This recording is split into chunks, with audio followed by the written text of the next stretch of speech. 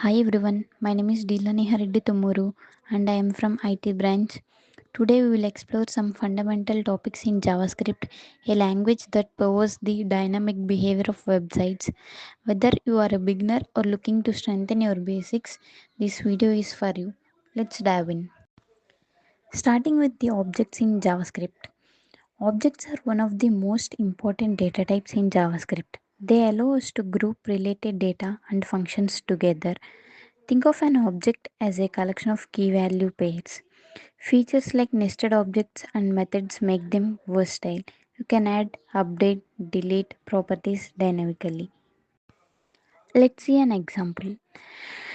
This code will create an object named person with properties name, a string John, age, a number 30. It includes a method greet that logs a greeting message to the console using the object's name property. Console.log of person.name outputs John by accessing the name property.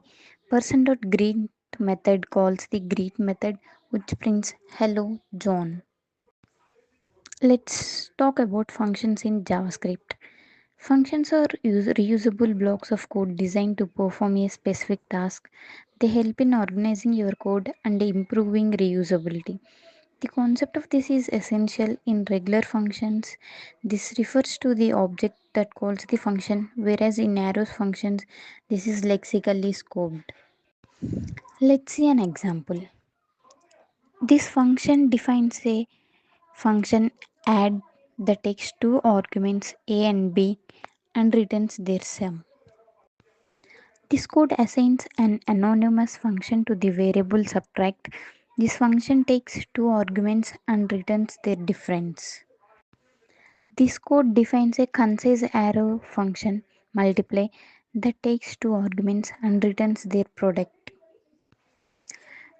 Console.log of add of 5, 3 returns the output as 8. Console.log of subtract of 5, 3 returns the output as 2. Console.log of multiply of 5, 3 returns the output as 15. Now let's see the difference between var, let and const. Var globally scoped or function scoped and can be redeclared or updated.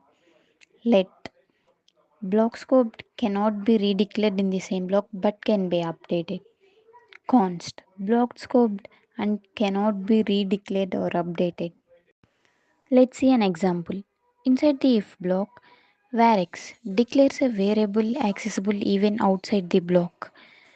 This is also known as function scoped. Let y and constant declares block scoped variables. This is only accessible inside the block.